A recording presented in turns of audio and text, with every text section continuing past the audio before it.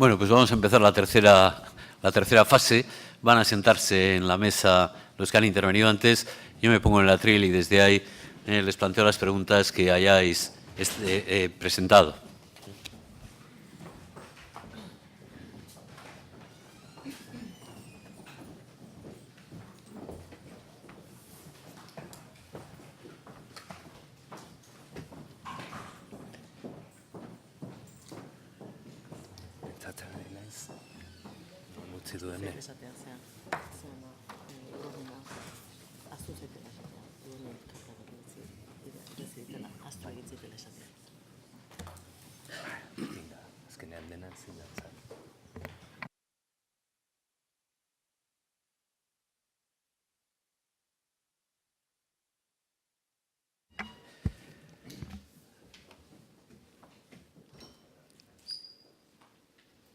La primera pregunta va dirigida a ustedes, en general. Es dura y dice: ¿para cuándo prevén ustedes el final del enmascaramiento con palabras edulcorantes de la sangrienta realidad soportada por los ciudadanos? ¿Por qué tenemos que dejar que los asesinos acaben ganando la batalla política y sometiéndonos a todos con su verdad? ¿Por qué les vamos a dejar ganar?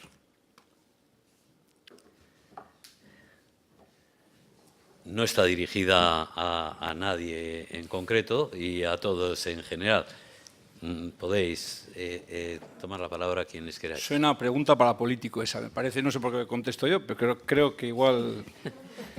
Y no creo que tenga una relación directa con los encuentros. Yo no creo que estemos... Claro, el problema es que discrepo radicalmente del diagnóstico, por lo tanto me cuesta ofrecer una respuesta. Yo cuestiono la premisa de la propia pregunta. Yo no creo que estemos viviendo un enmascaramiento. Creo que es muy evidente la realidad que vivimos. Creo que la sociedad vasca conoce muy bien la realidad que estamos viviendo, de cuál es la situación de ETA, de la derrota no solo militar de ETA, policial de ETA, sino incluso de la derrota política, que la influencia del grupo político que ha prestado cobertura y que ha estado legitimando la lucha de ETA es la que es, pero no supone un triunfo de lo que ETA ha defendido en la sociedad vasca.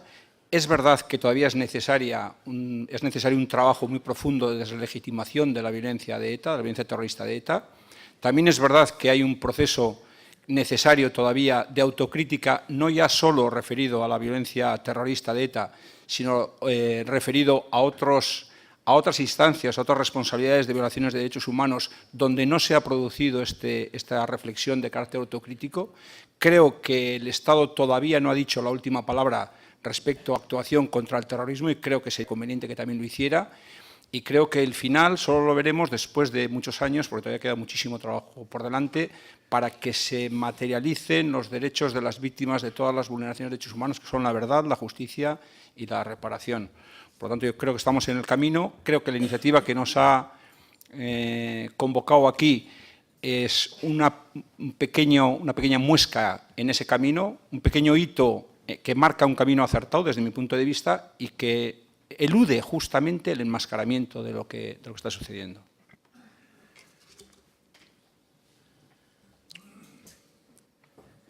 Sí, yo únicamente desde la perspectiva del mediador, yo creo que el planteamiento que subyace en la pregunta es un juego de suma cero que se llama, ¿no?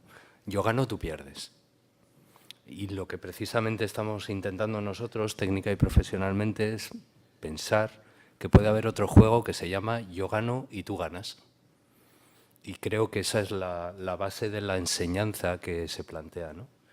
Y nada más.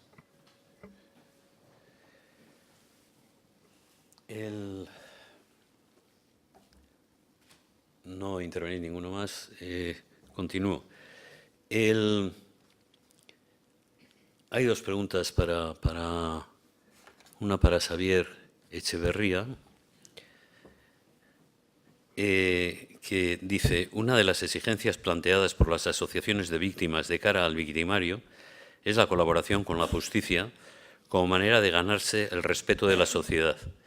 ¿Considera la colaboración con la justicia, la delación, algo tan humillante para el victimario?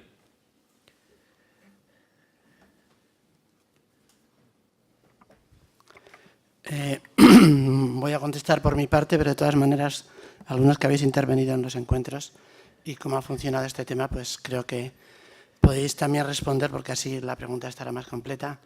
Primero, si nosotros utilizamos la palabra delación, le estamos dando una connotación que es claramente negativa, en el sentido de que se presupone que quien delata es un traidor. Entonces, nosotros tenemos que plantear el tema de la colaboración de la justicia, y yo no he llevado el tema de los encuentros restaurativos, y entonces pues no sé decir exactamente cómo ha funcionado este punto concreto, pero la idea sería decir que evidentemente una expresión más plena del arrepentimiento es tener tal intervención y tal modo de relación y de confesión que esa confesión evite realmente asesinatos futuros y realice la justicia respecto a los asesinatos pasados, porque a su vez todas las víctimas serán desde ese punto de vista satisfechas.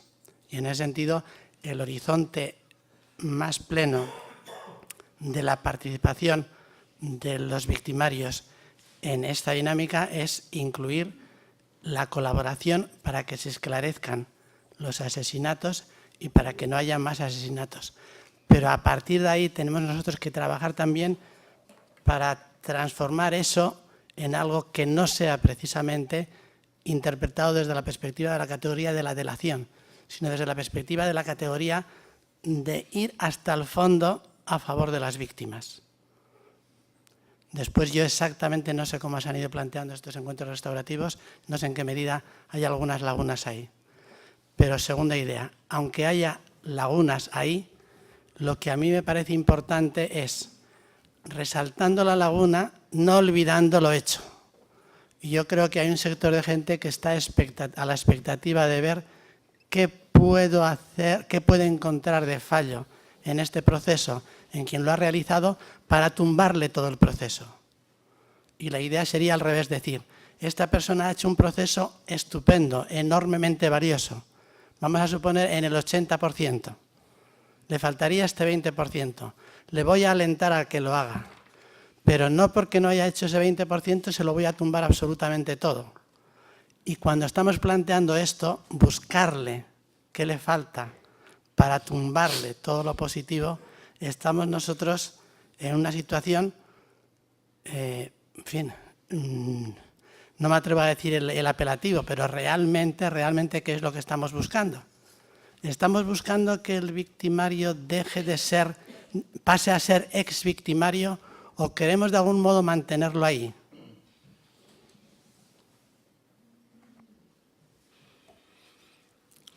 Bien, otra pregunta. Sigo sin entender el empecinamiento en prostituir el lenguaje. ¿Por qué decimos victimarios cuando se debería decir terrorista o asesino? Tan difícil es llamar a las cosas por su nombre. ¿Por qué no nos dejamos de eufemismos o cursilerías? Yo creo que aquí se ha dicho terrorista, en este encuentro se ha dicho terrorista, se ha dicho asesino, se ha dicho perpetrador. En mi intervención he dicho esas tres palabras: terrorista, asesino, perpetrador. Se ha dicho violentador, se ha dicho... Es que se ha dicho absolutamente todas las palabras, yo no sé. Y se han dicho porque efectivamente hay que decirlas. La verdad del victimario es que es asesino. Y lo hemos dicho. Y el victimario que ha entrado en este proceso lo ha reconocido. Y al decir con cada palabra decimos un matiz. Al decir victimario hacemos un algo que es que él ha sido el causante de que el otro sea la víctima. Y ese es un elemento realmente importante. ¿En qué ha consistido su victimación? En ser asesino. ¿Cuál es la motivación? ¿En qué contexto ha planteado eso? En un contexto de violencia terrorista. Es que no sé por qué alguno piensa que estamos edulcorando las palabras. Me deja un poco perplejo. Sí, yo también quiero decir que no se edulcora nada. Precisamente el cuestionario que se hace al asesino o al exterrorista viene en el capítulo del libro y viene cómo se le plantea y los términos en los que se plantea, y para nada se edulcora el lenguaje. Tampoco lo han hecho ellos, ¿eh? O sea, que si a veces empleamos victimarios, pues para no repetirnos en exterrorista o asesino o victimario. Es una manera de hablar, pero creo que no edulcoramos y en la metodología vais a ver cómo se habla sin ningún tipo de problema. Yo quiero añadir dos cositas rápidas. Una, que cuando uno quiere comunicar algo y en la comunicación no es suficientemente claro, las palabras concretas cobran una relevancia especial, pero cuando el mensaje es claro, las palabras que se utilicen probablemente no sean tan importantes o tan relevantes. Yo tengo la sensación de que el mensaje que se lanza en la explicación de lo que son los encuentros restaurativos es lo suficientemente claro como para que la utilización tantas veces de un término o de otro no sea una circunstancia especial. Y una segunda, es una reflexión la que me he acordado.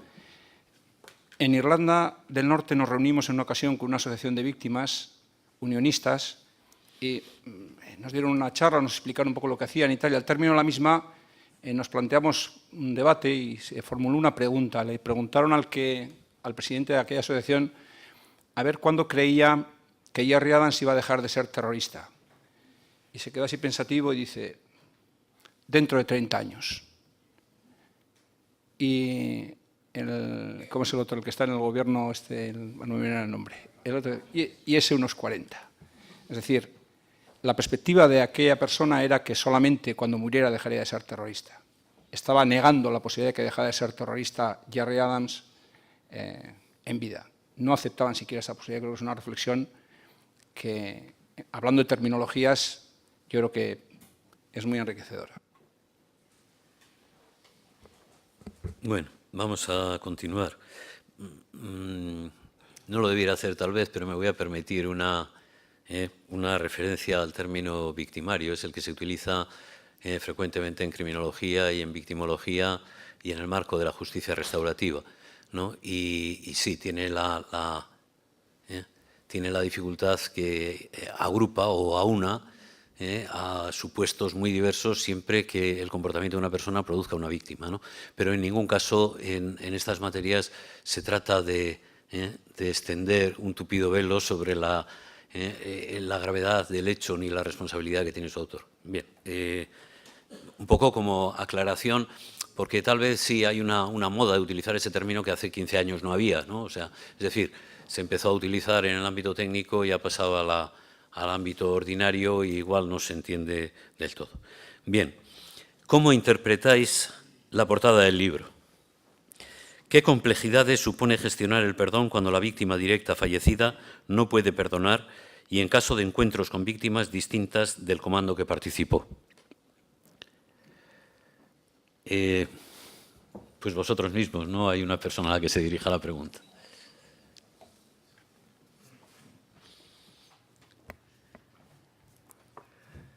Bueno, la primera cuestión que se me suscita es ¿a quién llamamos víctima? Si lo llamamos nosotros ponemos ese apellido, es la propia víctima la que se pone ese apellido, hay víctimas que no lo son pero se denominan, con lo cual esa es la primera cuestión. Y la segunda, creemos que el encuentro de una víctima indirecta, siempre que se autodenomine así o quiera entrar en esto o tenga algún tipo de relación técnicamente con el victimario, perdón por la palabra, es útil. Es decir, siempre que haya dos personas en las cuales el mediador técnicamente haya atestado que hay algo que les une y que realmente esa necesidad que se plantea desde un principio se puede ver satisfecha, ¿para qué negar el encuentro, ¿no? Al margen de la definición que cada uno se esté dando, ¿no? No lo sé. No. Hay una pequeña referencia al tema del perdón que es al margen de la portada. Está claro que nadie puede perdonar en función de otro. Si a mí me han hecho una ofensa, me toca perdonar a mí esa ofensa. El que fue asesinado, a ese se le ha privado también de la posibilidad de perdonar. Eso es lo irreparable del acontecimiento que he dicho yo. Alguien próximo a él, pues por ejemplo aquí Maisabel, enormemente próxima a su marido, puede decir, yo pienso, por cómo le conocía, que si él hubiera podido, te habría perdonado, vamos a suponer. Pero es todo lo que se puede decir. Eso es cierto, entra dentro de la irreparabilidad. A su vez, en torno a la palabra perdón, ya estáis viendo que hay como titubeos, dudas, rechazos, sombras, pues porque es una palabra desgraciadamente muy manida, muy mal usada, que nos crea recelos, que no todos pensamos lo mismo cuando hablamos de la palabra perdón. Y en ese sentido, pues es delicado usarla. Pero tal como yo entiendo el perdón, ha habido procesos de perdón. Es decir, han cumplido las condiciones, aunque después realmente no hayan utilizado la palabra. Pero repito, eso está clarísimo. Nadie puede perdonar en función de otro.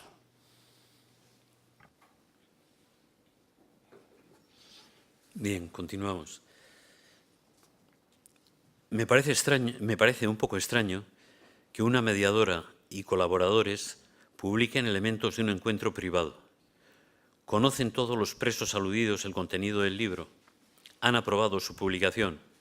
No soy partidario de romper la confidencialidad, aunque lo admita el victimario. Pues efectivamente, cuando nos planteamos la idea de elaborar el libro, lo primero que hicimos fue hablar con los presos y comunicárselo, con las víctimas también, y nos dieron su consentimiento.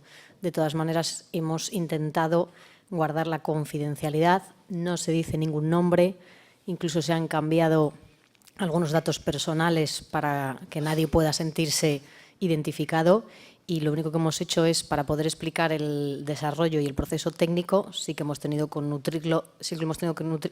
nutrirlo con algunas frases que han acontecido a lo largo de los encuentros o de las entrevistas individuales, pero sin especificar nunca quién lo ha dicho, con lo cual la confidencialidad queda garantizada y además se les ha pedido permiso.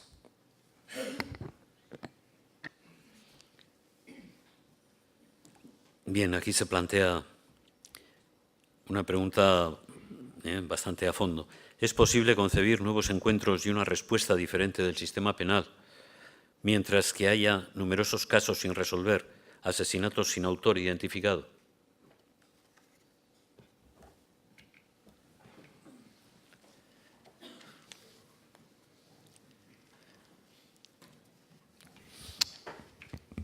Yo creo que es posible continuar con este tipo de iniciativas, es evidente, en tanto en cuanto haya personas privadas de libertad que quieren iniciar este camino y víctimas dispuestas a seguirlo en lógica correspondencia. En esa medida es factible.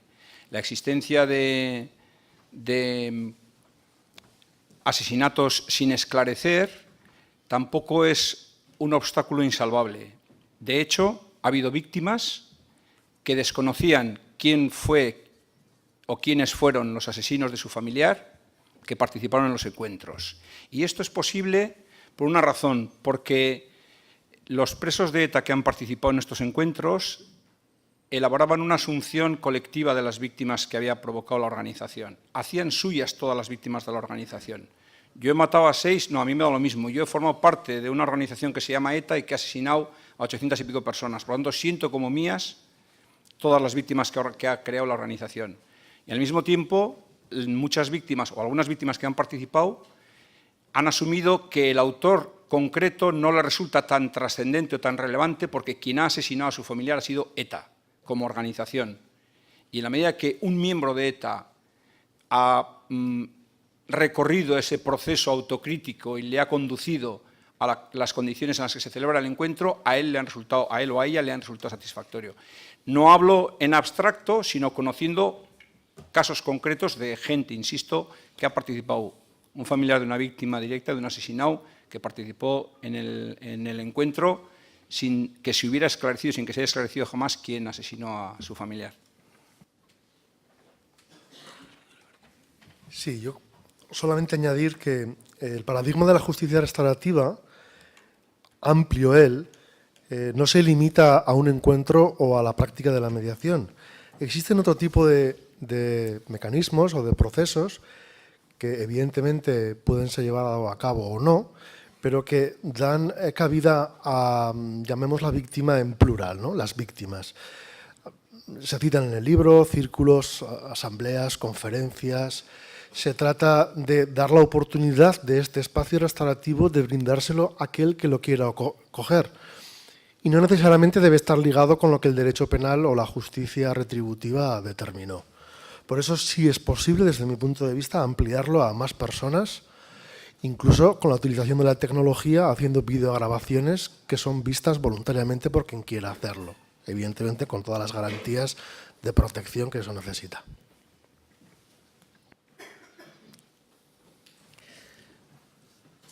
Bien, ya me vais a perdonar, pero no vamos a recoger más preguntas porque no nos va a dar tiempo. Ya esto a las 9 tiene que acabar sí o también, sí o sí. ¿La publicidad de estos encuentros, eso fue positiva o es mejor que se hicieran sin conocimiento público? ¿Creéis que la publicidad de los encuentros facilita? Yo he querido resaltar... Sí. Bueno, primero hay un momento de no publicidad, que es absolutamente necesario, porque es la no publicidad lo que garantiza la autenticidad. Si desde el y eso es con las 3 experiencias que vamos a ir contando aquí, eso lo tuvimos muy presente, pues unos estuvieron más protagonistas directos en unas, otros en otras, pero lo primero se imponía, no publicidad hasta que esto no haya recorrido su camino. Y entonces ese primer momento es absolutamente fundamental, porque si entra a la prensa en las condiciones actuales en que está funcionando la prensa aquí, se desbarata la iniciativa, absolutamente. Entonces, ese primer momento de no publicidad es para darle seriedad, para darle autenticidad. Pero después es conveniente un segundo momento de publicidad porque lo quieren las víctimas y los victimarios. Las víctimas, y hemos visto a Maisabel, cuando tenían tanta duda de si iban a sacar un provecho personal, que es absolutamente admirable en ellas, decir, puede haber un provecho social. ¿Y cuándo hay un provecho social? Cuando la sociedad se entera y cuando la sociedad se siente impactada por esa experiencia. Y los victimarios dicen, hemos hecho daño grave a las víctimas y hemos hecho daño grave a la sociedad como ETA. Y nosotros queremos reparar ese daño grave a la sociedad colaborando activamente en la construcción social. Y eso, evidentemente, precisa publicidad. Yo creo que en conjunto, en las 3 experiencias, se ha mantenido notablemente bien este doble proceso. Primer momento de privacidad, pero no con vocación de privacidad, y segundo momento de publicidad.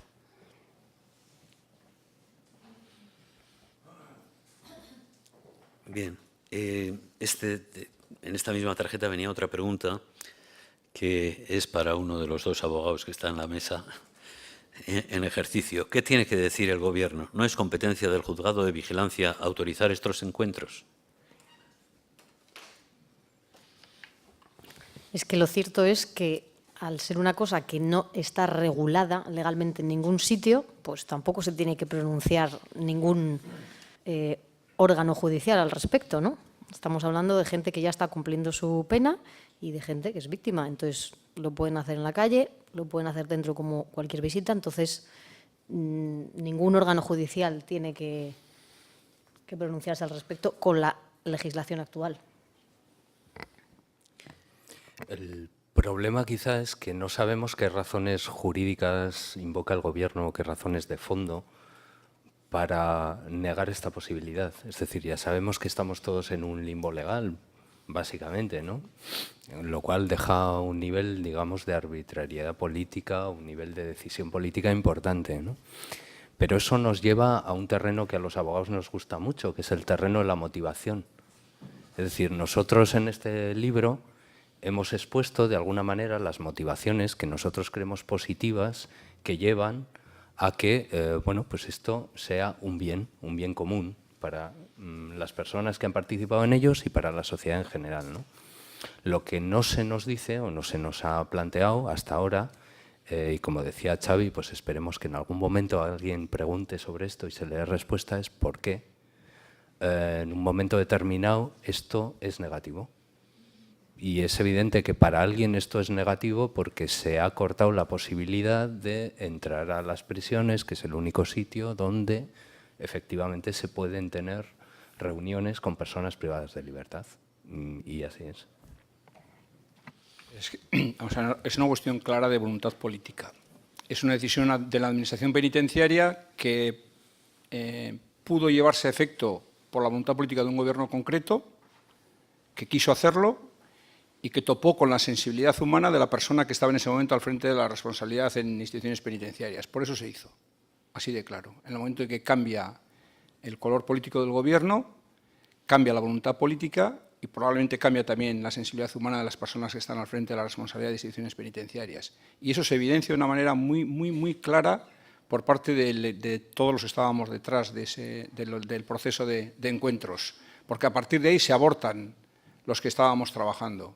A pesar de que ofrecemos todo tipo de información, disposición a la colaboración absoluta, máxima, y el proceso se ve sustituido por un remedo, una suerte de encuentros que todos recordaréis porque tuvieron la característica fundamental de ser retransmitidos en directo. Y que aquellos ni eran encuentros, ni eran restaurativos, ni eran reparadores, como pretendieron denominarlos.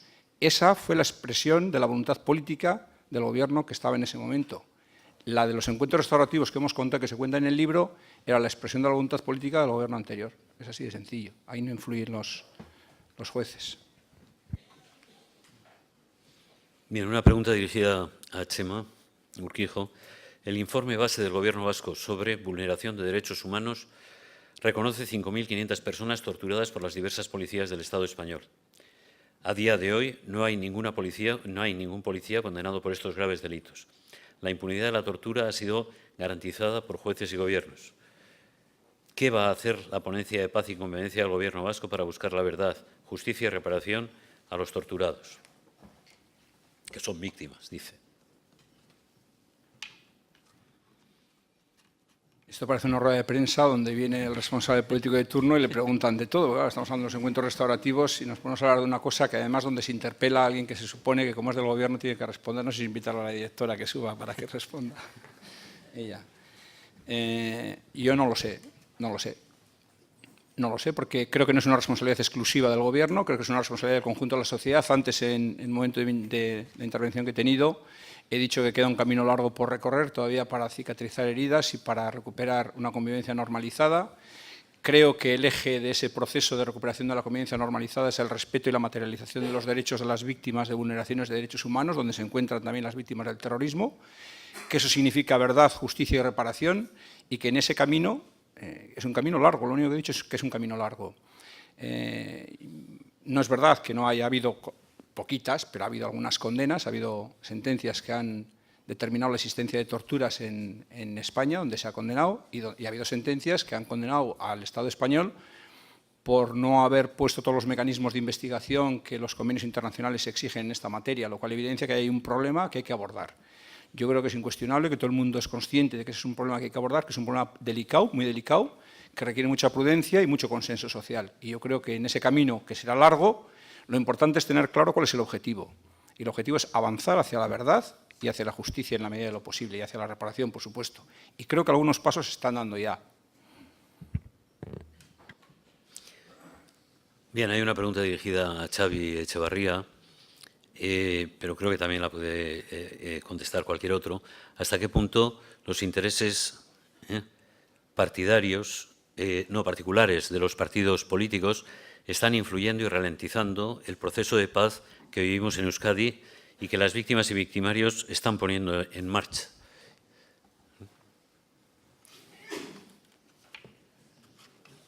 Me imagino que os habéis ido dando cuenta de que aquí hay un Xavier Echevarría Mauleón, que soy yo, y un Xavier Echevarría Zarrabeitia, que es mi colega. Entonces aquí cuando Juan dice Xavi se refiere a él. Ahora no sé yo a quién la pregunta. No, la pregunta se pues dirige Xavi, a Xavi. lo siento, te ha tocado.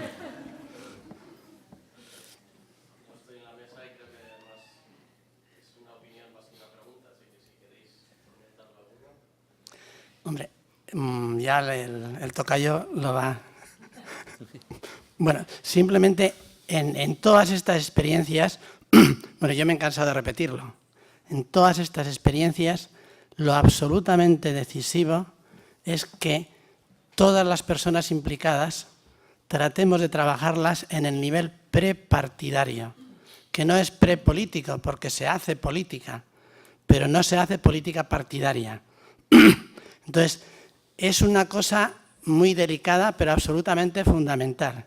Yo creo que lo que es lo que ha sido el contenido de las 3 experiencias, hemos conseguido que se hayan realizado a nivel prepartidario, incluso cuando han tenido que intervenir personas de las instituciones públicas del Gobierno vasco, que evidentemente tienen un cariz partidario, que lo han tenido.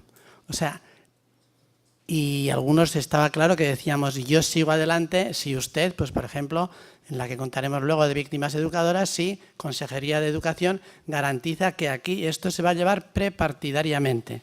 Y se garantizó. Entonces se puede. Estas experiencias demuestran que se puede ser prepartidaria. En segundo lugar, en el debate político general, mediático, etcétera, en conjunto es enormemente difícil ser prepartidario, porque realmente todo lo reconvertimos a la lucha partidaria. Y cuando lo reconvertimos en la lucha partidaria, falseamos estas experiencias. Porque aquí, fijaos vosotros, se ha dicho, un terrorista concreto de ETA se ha hecho, digamos, cargo de todos los crímenes de ETA, de algún modo. Pues porque ha sentido que lo que importaba en ese momento eran las víctimas. O, por ejemplo, cuando después veremos una persona que, por ejemplo, es víctima de ETA y otra persona que es víctima del GAL y participan en la experiencia de víctimas educadoras, se sienten, desde ese punto de vista de la experiencia de víctimas educadoras, se sienten iguales. Y en Glen Cree eso estará también claramente manifiesto. Porque a nivel prepartidario, como víctimas de los derechos, de violación de los derechos humanos, son iguales. Después habrá que sacar consecuencias del hecho de que a unas les mató uno y a otras les mató otro. Habrá que sacar consecuencias también pues, para la educación social, para la deslegitimación de la violencia, para un montón de cosas. Pero ese que eso también seguirá siendo prepartidario, además, por cierto. Pero en cualquier caso, estas experiencias han demostrado que lo prepartidario es posible en circunstancias en las cuales hay un dramatismo especial. En segundo lugar, estas experiencias han sido como pequeñas, dirigidas que han alcanzado un muy pequeño sector, pero por eso yo insistía en que fueran significativas, frente al movimiento global general de la vida político-social, que es partidaria en desmesura. Lo partidario es legítimo, pero si lo partidario tiene que ser el 60% y lo prepartidario el 40%, está funcionando el 99% partidario y el 1% prepartidario. Bueno, pues vamos a cerrar la jornada de hoy.